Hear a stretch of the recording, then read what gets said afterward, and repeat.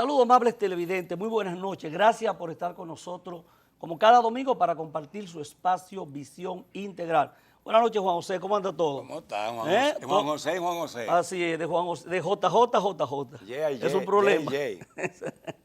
Recordarles que estamos a través de TV Quisqueya, canal 1096 de Óptimo. Estamos a través de Dis Network, canal 812. A través de Dis Latino para todos los Estados Unidos, Canadá y Puerto Rico.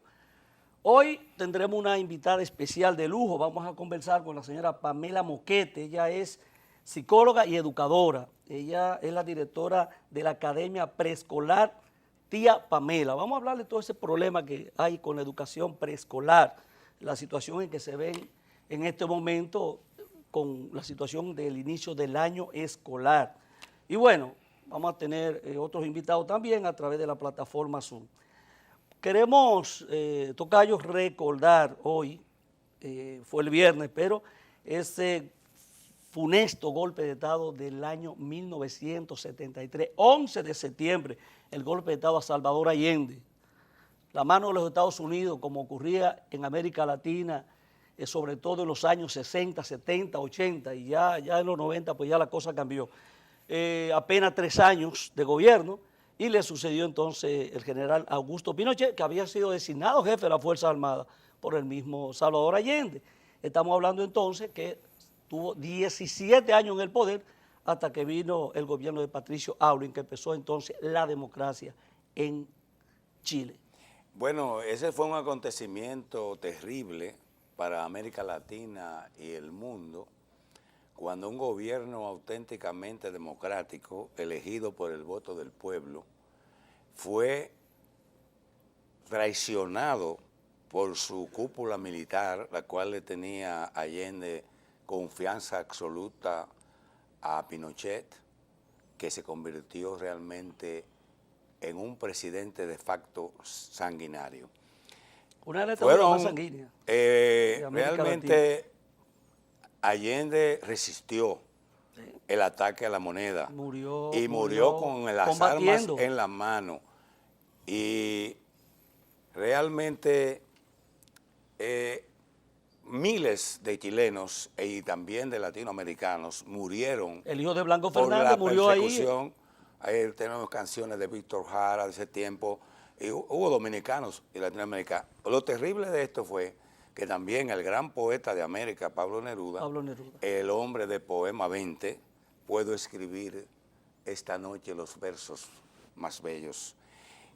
Esas muertes y la quema de libros, la persecución de las ideas, fue auspiciada por los Estados Unidos, como luego, cuando se abrieron los papeles del Pentágono, se determinó que fueron ellos. E inclusive persiguieron a todo aquel que estaba en contra del régimen de Pinochet, lo metieron en un estadio, hubo torturas de todo tipo, hasta serpientes le metían a las mujeres, a los hombres, como tortura, no voy a decir por dónde.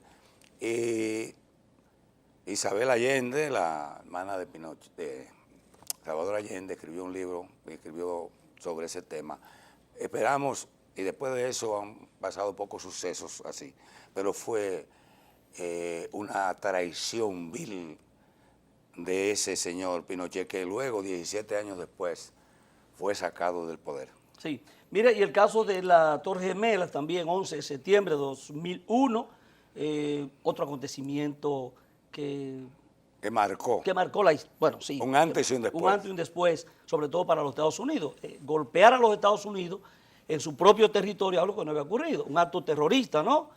Pero que realmente hizo estrago en los Estados Unidos, y todavía yo creo que hoy se siente, ¿no? Y el terror con que ha vivido la población norteamericana después de un golpe terrorista que dejó más de casi 3.000 personas fallecidas y más de 6.000 personas heridas. O sea, un acontecimiento también. Eso fue un acontecimiento que marcó al mundo. Inclusive, después que sucede ese acontecimiento, para usted pasar por un aeropuerto, lo desnudan prácticamente. Claro, el tema de la seguridad. Lo humillan, pero buscando la seguridad. Ahora, eso que pasó en las Torres Gemelas donde inclusive se dice que los israelíes le avisaron a Estados Unidos de ese ataque, que no fue más que la preparación de elementos árabes del extremismo que se entrenaban en Estados Unidos como piloto, inclusive en el área de Boston, y nadie pensó jamás que iban a usar los aviones llenos de pasajeros como misiles. Exacto. Y le traspasaron, yo en ese momento estaba viendo la televisión, sí, fue terrible, yo estaba acá, y cómo traspasaron esos edificios, y cómo se desgranan, pero se cree que simultáneamente hubo algo en la base de esos edificios que provocó de que se desplomaran totalmente. Como ocurrió. Y ahí murieron más de 4.000 personas. Además, dañó la economía mundial, lo dañó todo, así como el COVID-19. Quizás lo que ha sido más terrible después de eso ha sido el COVID-19 para el mundo. Pero hay que decir que ellos, reclamando de que Occidente siempre ha abusado del Medio Oriente, de esos países árabes. Hubo debilidad se en la agarraron seguridad. Ahí, pero... Hubo seguridad, no, debilidad en la seguridad de los Estados Unidos. Se dice, o también al Pentágono, y al radar le enviaron un avión directo allá, no llegó. Y hubo uno que lo derribaron cuando iba para la Casa Blanca. Ahora se dice, se comenta, que a Estados Unidos le convenía eso. Y que supuestamente le convenía. A la economía, de Estados Unidos. La economía para invadir a Irak, y se dice, se comenta, y después se dio así, para obtener el petróleo, coger el petróleo y dominar el mundo, porque se habla también de que tanto Dick Cheney, en el parte de las armas, con Desarray, y la misma familia Bush manejaban el asunto del petróleo, uno las armas y otro las construcciones después de esas ciudades. Ciudades inclusive que eran históricas, como Babilonia, que también fue desbaratada y destruida, que está entre dos ríos, entre el Tigris y el Éufrates. Terrible eso. No sé, como siempre, la situación del COVID-19 a nivel mundial ya va hablando de 29 millones de personas contagiadas, más de 1 millón de personas ya muertas, y eso es complicado. En el aspecto local, ¿no? 103.000 personas ya han sido contagiadas y ya cerca de 2.000 personas han perdido la vida. Es una situación bastante complicada. Este país está como si nada estuviera ocurriendo. Se está hablando de que hay que aperturar. El ministro de Salud Pública dice que hay que endurecer las medidas. Sin embargo, hay un proceso de apertura, lo que ha pasado con el turismo, que va a haber una apertura a partir del día 1 de octubre. Y entonces estamos en una situación, la gente reclamando que el toque de queda no tiene razón de ser.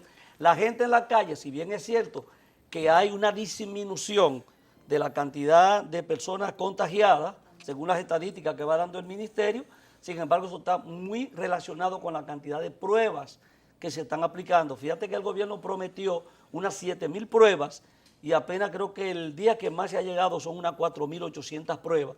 Se habla de que a partir de esta semana habrán pruebas masivas, pero esas 7.000 pruebas diarias, que es lo que te podía permitir a ti establecer si hay o no una disminución. Porque en términos porcentuales, el porcentaje de contagio se mantiene en función de la cantidad de pruebas. Vamos a ver qué va a hacer el gobierno, pero hay una presión muy fuerte de sectores económicos. Sin embargo, el país está en una normalidad y aquí los restaurantes están llenos. Es más, aquí están cerrados solo la discoteca. Algunos Dream, porque algunos están abiertos. Oye, los restaurantes están abiertos en el horario que les permiten, pero aquí se está haciendo una vida con mucha normalidad. Yo me alegro de eso. Bien. Porque realmente una de las cosas que más daño le está haciendo a la gente, a este país, ese miedo, ese terror que metía Barnabás Collins, ese que estaba... ¿Usted por qué no le gusta usar la mascarilla? Ese que estaba, yo no la uso, el que estaba en salud pública y no me ha dado nada, pero resulta... Usted la pone a veces porque se lo exigen. Bueno, no me obliguen. Bueno. Pero le voy a decir lo siguiente, en realidad una de las cosas que más daño le ha hecho a la gente es el miedo y el pánico. Cuando usted recibe miedo, se le baja lo que se llama la energía, la protección del sistema inmunológico. El COVID-19 se combate sin miedo, se combate con higiene, se combate con buena alimentación, se combate con ejercicio y sol. Todo eso está muy bien. Se combate con distanciamiento. Oye, distanciamiento, pero ni siquiera le dejan ahora, ni siquiera ahora dejan que uno de que uno le dé un abrazo a alguien. Tú sabes lo bueno que un abrazo en 30 segundos, que tú le des a una dama, digo yo, a mí en mi caso una dama. Lo que está anhelando o un beso ahora. Usted lo que está anhelando. Ahora, eso de distanciamiento y quédate en casa, enemigo del cariño, del amor, de la socialización. Oye, los muchachos se están volviendo locos, metidos en la casa. Está bien, eso es verdad. Yo creo que hay que aperturar y que el país vuelva a la normalidad. Hay que abrirlo más. No, el toque de queda hay que ponerlo después de las 10 de la noche. Bueno, pues a las 9 de la noche. Y yo entiendo que este país que recibía 10 mil millones de dólares por el turismo, que está en un 7% y que va a ir subiendo a medida que se va acercando la temporada alta, a mí me parece que entre menos escándalos hacemos con eso.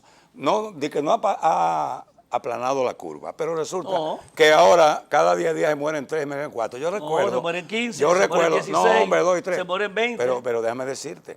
Bueno. Antes de eso, el año pasado, para esta misma fecha, morían 10 diarios, de cualquier forma. Morían 10 diarios. Usted lo divide, ahora, en 6 meses. ¿Tú sabes cuántos murieron de gripe el año pasado? Te da 300. ¿Cuántos murieron de gripe el año pasado? Sí, no. 750,000. Perfecto. Esto para mí, como dice la doctora Eugenia Barrientos de Centroamérica, esto es una gripe que hay que tratarla las primeros 72 horas como tal. Pero si usted espera de que le hagan la prueba, vamos a ver el resultado. En lo que le llega la prueba, usted no tiene la misma consecuencia. No, yo no estoy de acuerdo con la prueba. Oye, el presidente Abinader pues está haciendo como alguien dice pequeñas giras. O sea, se está yendo de fin de semana. ¿Tú le llamas gira a eso? No, yo digo alguna gente, que yo creo que no, yo creo que parte del trabajo son recorridos. Yo digo que alguna gente ha hecho que gira, no, yo digo si va con la familia, y muy bien. Pero el presidente Abinader se está desplazando a diferentes provincias del país y esta vez tocó a Santiago, ¿no? Creo que es interesante un primer consejo de gobierno en la ciudad de Santiago, en una reunión con la dirigencia del PRM, ahí van a venir los reclamos, los empleos. Eso es normal. Pero está bien, pero yo digo que pero bueno. Extraño eso. Pero está bien ese primer encuentro. Cuando el PLD subió la primera vez que pintaba los locales de negro. Duraron un año tratando de colocar a la gente. Pintando los locales de negro. Y lo mismo va a pasar ahora. Durante un año va a estar la gente reclamando. Porque eso es un problema que no se resuelve tan fácil.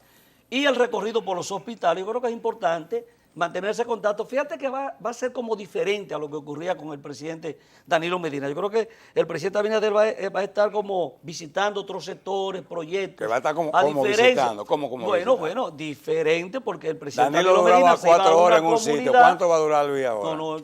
Fin de semana. Y bien, y muchas cosas se pueden hacer. Pero son visitas diferentes. Yo creo que después le tocará al sector agrícola. Déjame darte la valoración. Vamos a darte la valoración de esa visita. ¿Usted va a evaluar la visita? O esa visita esa visita. El pasado pasó, Puerta de Hierro con 7 candados. Perfecto. Pero quiero decirte que yo debo valorar las visitas del señor presidente excelentísimo Luis Abinader. Y hablando yo con él la semana pasada, como el martes, me decía que iba a comenzar esas visitas después de lo de Pedernales para conversar con la gente del PRM, con los dirigentes y también con todos los sectores. Tú sabes que Luis ¿Usted se informó de lo que iba a pasar entonces con tiempo? No necesariamente. No me van a decir cosas que no debo, porque es secreto del presidente. Entonces resulta que la alianza público-privada que él está auspiciando, que tiene que ver en el turismo, la construcción. Todo eso está muy bien. Todo tipo de construcciones. Mira, Santiago es la capital del Cibao y es la segunda ciudad de la República Dominicana y hay que ponerle atención. Y ese consejo de gobierno es importante. Y la vicepresidenta de la zona. Y el oriundo de ahí también. También. Hipólito Mejía. Las Águilas Mejía están en el poder. Fue el candidato. Las Águilas Mejía no Abinader fue senador por la provincia de Santiago. Las Águilas Mejía no le ganan al Licey, entonces sí ganan en el gobierno. Yo le quiero decir lo siguiente, que esas visitas puntuales, certeras, le permite al presidente de la República, que ya había recorrido el país en varias ocasiones, claro, le permite ya contactar cuál es la situación después del COVID-19 y después de su llegada, porque las cosas son diferentes y han cambiado. Entonces, cuando él va, dice, bueno, vamos a ver cuáles son los puntos clave de acuerdo a nuestras posibilidades presupuestarias que vamos a enfrentar en Santiago en esta primera etapa, sí, como va a ser en otras provincias. Sí. Y me parece que eso es una decisión muy inteligente de un hombre con un pensamiento nuevo, un presidente moderno, que ha demostrado que diferencia con relación a los demás presidentes que han pasado por el país. No quieras tú mencionar solamente al presidente anterior. Es que son estilos, porque tú tienes que buscarle al presidente Leonel Fernández. Igual. ¿Cuál es el de él? No, que salía. Leonel no salía, no. Hacía, pero recuérdate que se Leonel nunca salió en camisa, ni se siempre y no iba a hay un hombre que conoce el país, el país. Con la élite, se reunía con la élite. No, hombre, no. Luis se reúne con lo que se llama la pirámide social del país. La cúspide, que no se vea en medio y que no se vean esas pirámides ahí, porque se cuestiona si en la medio de la pirámide, en la cúpula. No, o sea, hermano, yo le dije, la pirámide, la cúspide, bueno, a mitad la clase media, clase media baja y la base. Bueno. ¿Qué pasa? Si hay alguien que sabe lo que es eso, es Luis Abinader, porque el PRM está compuesto precisamente por una pirámide así y el gobierno también.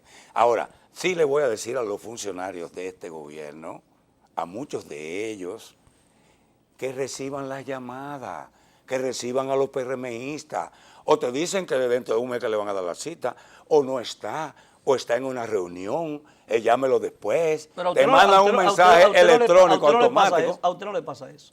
¿A mí? No, porque usted es un dirigente importante, ¿a usted no le va a pasar eso? Mire, hermano, yo lo digo por conocimiento de causa, pero yo quiero decirte, yo lo digo por conocimiento de causa, que hasta amigos míos se me han negado. Pero yo no necesito eso, porque no solamente de un cargo vive el hombre, como dije, no solamente de pan vive el hombre. Mire, vamos a ver el tema de la designación de los miembros de la Junta Central Electoral. ¿Designación? Sí, eso es la designación. Elección. No, elección, es una designación. No, designar es una cosa. Bueno, está bien, vamos a decir elección de los miembros. Right. El proceso arranca ya menos de 60 días. ¿Cuáles son los requisitos? ¿Cuáles son los requisitos? Pero una cantidad de requisitos. Cantidad no es cualquiera. No, 10. Empiezan con sus generales, la experiencia, sus coroneles, su formación, el activismo social y todo eso. Ahora, hay mucha gente con candidatos. Aquí tienen los empresarios candidatos. La sociedad civil tiene candidatos, los partidos políticos tienen candidatos. Mira, y candidatas. Si ponen un candidato político, sería Eddie Olivares. Si ponen uno que no es político, que parece que el consenso de eso, me parece. Y Román Jaques. ¿Y cómo tú sabes? No, yo digo a ver si es por ahí. No, pero ¿cómo es que tú decías? ¿Por qué tú sabías eso? No, porque yo creo que... Ya tú me estás adivinando a mí. Adivinando el pensamiento. Pero muy bien puede ser Román Jaques. Pero hay dos partidos que tienen 26 senadores. ¿Cuál es la Fuerza del Pueblo y el PRM. Entonces ellos dos hacen mayoría. Hacen mayoría. Y ambos realmente parece como no se sabe si hay un consenso, pero sí hay candidatos. El consenso no significa unanimidad. No, claro, pero empezó un proceso. Ellos dicen que se van a acoger a lo que dice la Constitución de la República. Pero tú no te olfateas, por ejemplo, que Luis Abinader ha planteado de institucionalizar el país, que se respete la Constitución y las leyes, que vayamos hacia un Estado-nación, que es lo que nos falta. Y comenzó por la justicia. Pasará por un consenso. Pasará por un consenso. No, de que no haya un político ahí. En la Junta. Entonces, Eddie Olivares no puede ser. No, eso dices tú. No, porque el político dice que no impide nada de que sea un dirigente de un partido político. De todas maneras, vamos a esperar. Vamos a esperar lo que va a pasar, pero el proceso arrancó. Mire, la reforma carcelaria, por último, para hacer la pausa, porque Roberto Santana aparece como un protagonista. Mi compueblano. Y entonces ha sido designado asesor de seguridad ciudadana y reforma penitenciaria. Honorífico, muy bien. Porque es que tiene una pensión. No, yo no sé. Pero Roberto Santana está mencionado hace mucho tiempo. Pero yo voy a decir brevemente eso. Pero muy bien, yo creo que es una persona que puede aportar. ¿Tú estás preparado para ir a visitar a algunos amigos tuyos usted no puede, que parece no ser... se adelante, pero déjame decirte ahí, Tú sabes que lo importante es resaltar que es una buena iniciativa. Pero oye, el que creó la guillotina en Francia fue guillotinado. Y el que inauguraron la victoria. ¿Qué va a pasar? Lo importante es resaltar que es una iniciativa, que es una buena iniciativa. Se va a seguir trabajando con el nuevo modelo penitenciario. Tenemos 38 cárceles en el país, creo que hay 20 del nuevo modelo, que aquí hay menos de 30,000 personas. Se están proponiendo 9 más. Está bien, que todas deben ir al modelo, al nuevo modelo, y que el 60% de los presos son preventivos, que si la cárcel se empieza a decongestionar. ¿Cuántos detenidos presos hay? Cerca de 30,000 se dice, hay que dicen 26,000. Yo te hago una pregunta. Y el 60% yo te hago una pregunta a ti. A mí usted no puede hacer entrevista aquí, usted. Yo sí, yo puedo hacerla. Dele. Una pregunta para que tú me ayudes. Para que tú me ayudes. Ahora sí. ¿Qué pasa si aquí metieran presos a todos los que delinquen? ¿Cabrían en todos los estadios del país? Bueno, hay que ver cuáles son los que... ¿Y quién gobernaría mañana? Hay que ver cuáles son los que... ¿Quién daría la misa mañana? Mire, vamos a hacer la pausa y vamos a venir con nuestra invitada. ¿Qué le parece? Mira, hacemos una pausa. Esa invitada nuestra, esa distinguida dama, profesional, que hay que ser valiente y gustarle mucho, de una gran vocación para trabajar con los niños desde pequeños, para enseñarlos. Eso lo vamos a hacer en la entrevista. Vamos a hacer la pausa. En breve retornamos.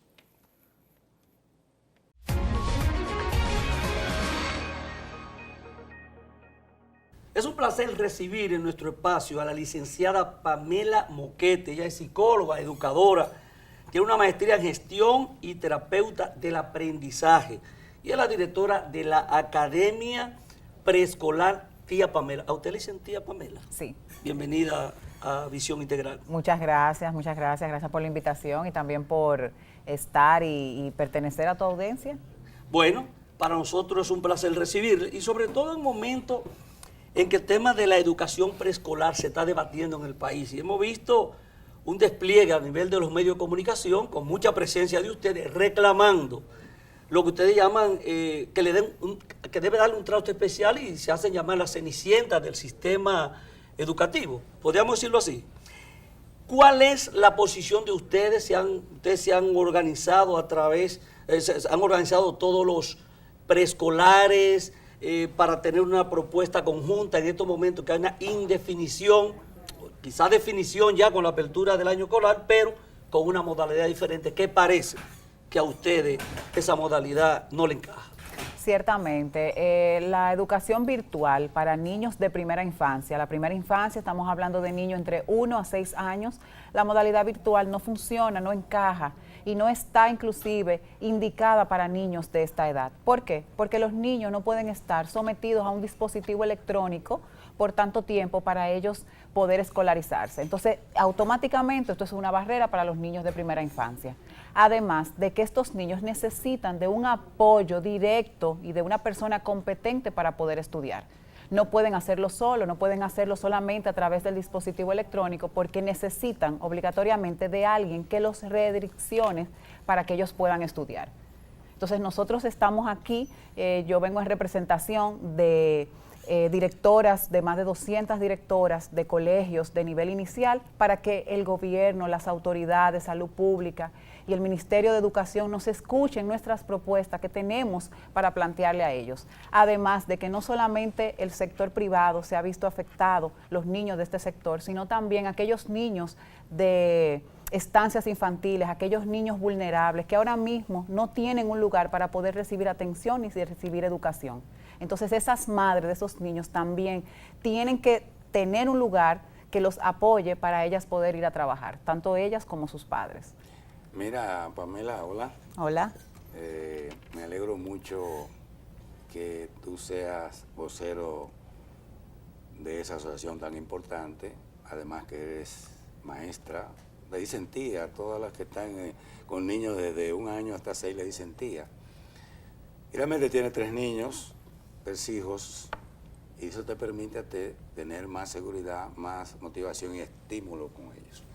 Yo no entiendo, en verdad, cómo se van a hacer los padres que trabajan con sus niños, que realmente, no solamente para educarlos, sino para tener el espacio, mientras estén en el trabajo, para que le cuiden sus hijos, los enseñen los modales.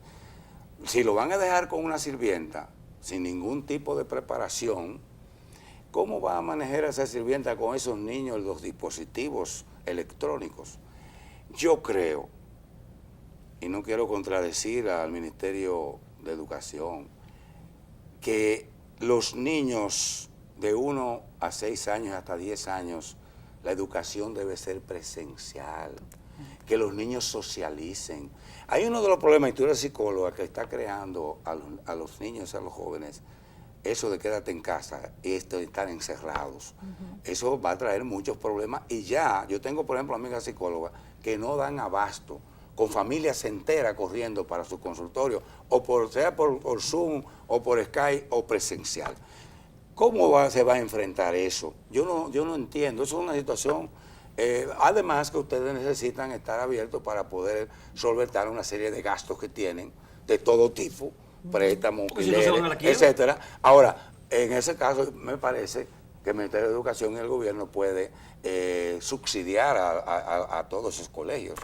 Bueno, puede ser una medida. Bueno, realmente yo dirijo un centro educativo y evidentemente los centros educativos de primera infancia estamos muy afectados económicamente, pero vamos a echar a un lado esa situación porque ahora mismo lo que nosotros queremos es el bienestar de nuestros niños. No solamente los niños que están en los colegios privados, sino también en los niños que están en el sector público. Hay una realidad y aunque sí es cierto, nosotros los colegios estamos afectados económicamente porque tenemos nuestros mismos gastos operativos y no tenemos ahora mismo un ingreso para poder sustentarlo y lamentablemente hay muchos colegios que están cerrando sus puertas y seguirán cerrando sus puertas, pero ahora tenemos una realidad también y es la de nuestros niños, esos niños que necesitan obligatoriamente de la socialización, del compartir, de esa dirección de un maestro, porque mamá y papá no son maestros, no estudiaron educación, no tienen didáctica, que es el arte de enseñar, el arte de acompañar, la metodología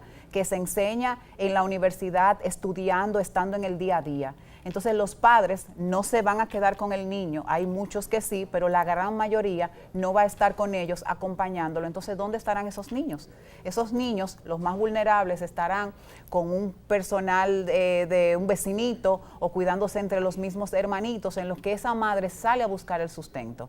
Ya los niños del sector privado con ciertas posibilidades económicas, pues lo dejan con un servicio doméstico. Ese servicio doméstico que capacidad tiene a nivel académico para acompañar a ese niño, además de que esa persona, además de estar con el niño, tiene que estar cumpliendo con los quehaceres de la casa, cocinar y evidentemente esa persona no va a estar cumpliendo con las competencias que el niño necesita para poder estudiar adecuadamente.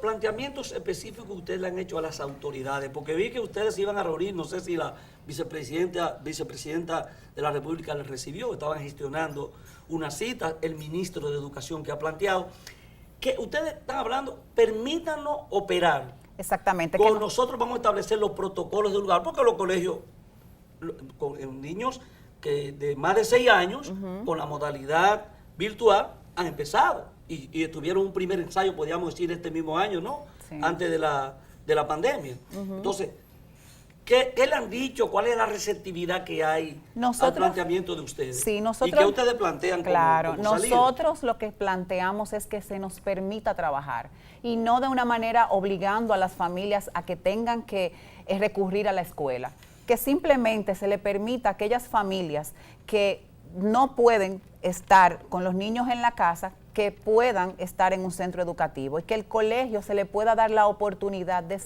servir y de abrir sus puertas. Obviamente, con los protocolos de lugar, de bioseguridad, para preservar la salud de nuestros niños. Nosotros tenemos un plan de trabajo bastante interesante que queremos darlo a conocer y es que los niños, por ejemplo, en los colegios privados puedan tener la posibilidad de ir a estudiar, pero con los protocolos de lugar. ¿Cuáles son esos protocolos? Aulas burbujas, en donde no haya más de 8 niños por aula para que se guarde cierto distanciamiento, mucha higiene, se trabajaría solamente, el niño trabajaría solamente en su aula, en su salón de clase, no se mezclaría con otros niños ni de otras edades ni de otros cursos. Eso es para garantizar que ellos estén todos controlados en un ambiente en donde no tengan exposición con otros niños. Y son muchas propuestas que tenemos, pero queremos que se nos dé la oportunidad de plantearla, de darla a conocer, porque nosotros como sector privado lo que somos es un aliado al sistema y un aliado a los padres.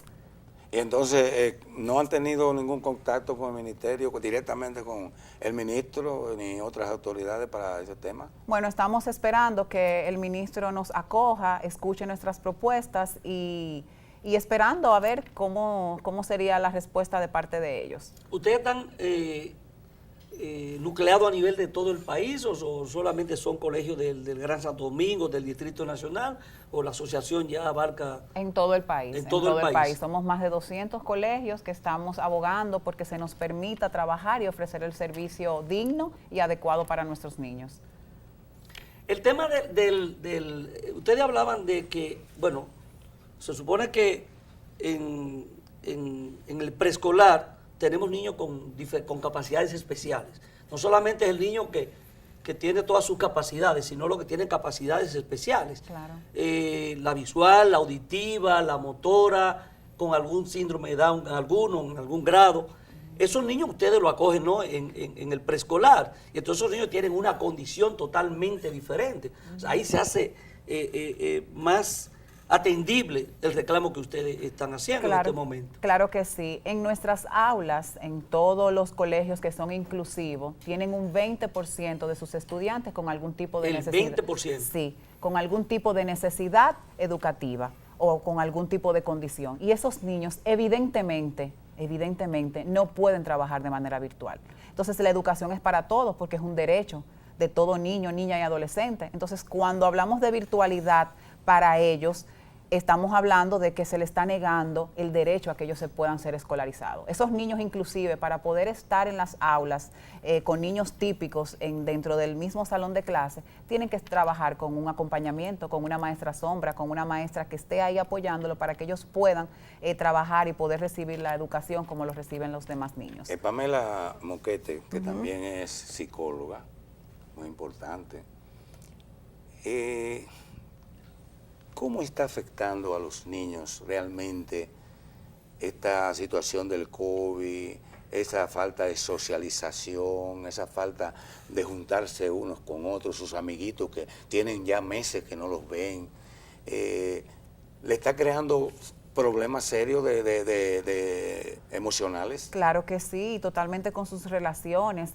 Yo tengo casos de niños, madres que se comunican conmigo hablándome de que el niño tiene niveles de ansiedad, está tratando con niveles de ansiedad bastante elevados, niños que no quieren que sus padres salgan a trabajar porque ellos entienden que si salen los padres se van a enfermar y van a morir.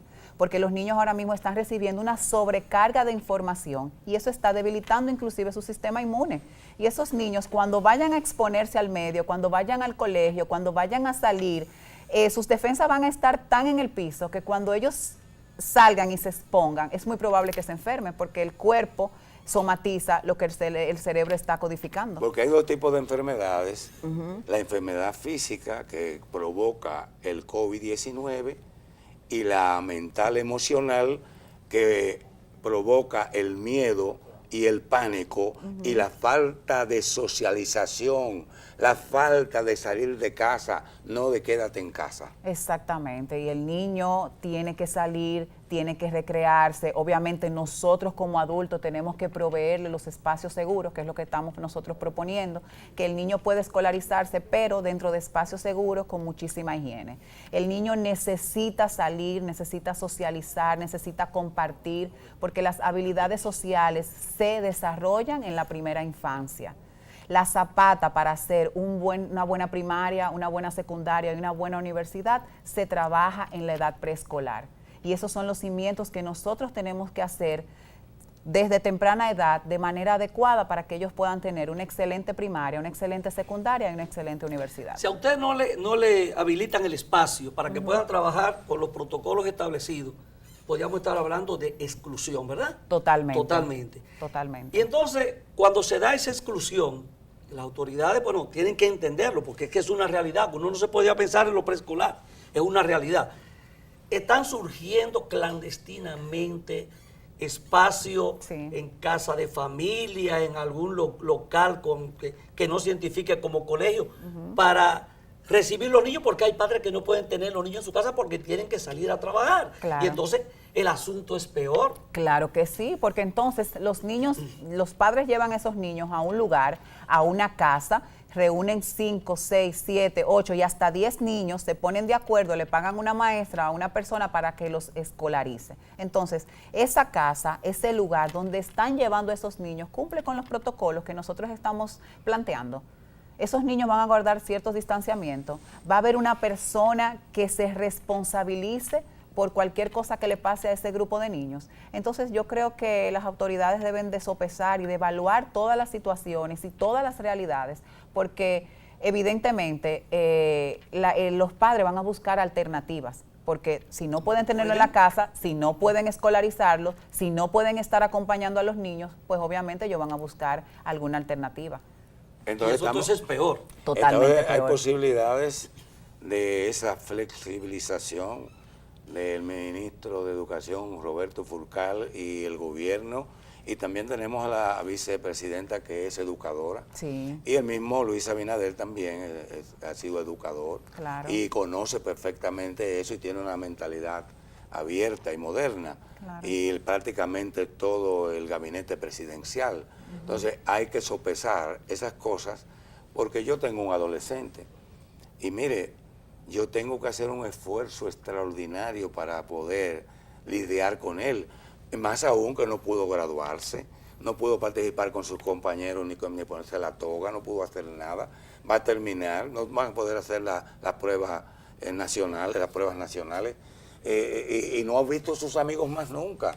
Y el niño, ya un niño, lo estoy diciendo porque 18 años, me cumple este domingo, hoy precisamente, en realidad, le afecta a todos el problema, la superestructura mental, emocional. Claro. Entonces, eso me parece que van a tener que cuantificar en el país la cantidad de personas que ya han sido ya afectadas con todas esas medidas que han sido necesarias, pero que ya generalmente algunas hay que cambiarlas. Claro que sí, y también, Juan, el comercio se está dinamizando. Todo. Los hoteles ya están abiertos, los aeropuertos, los vuelos, los restaurantes, las escuelas de natación, que no me opongo, que está sumamente bien, los centros de terapia. O sea, ya todo el comercio está dinamizado. Lo único que está ahora mismo con las puertas cerradas son los colegios y los bares y discotecas, pero ya todo está dinamizado, inclusive los niños frecuentan esos lugares, los niños lo llevan, celebran cumpleaños, hacen fiestas donde se reúnen 10, 15, 20, hay hasta 50 personas, entonces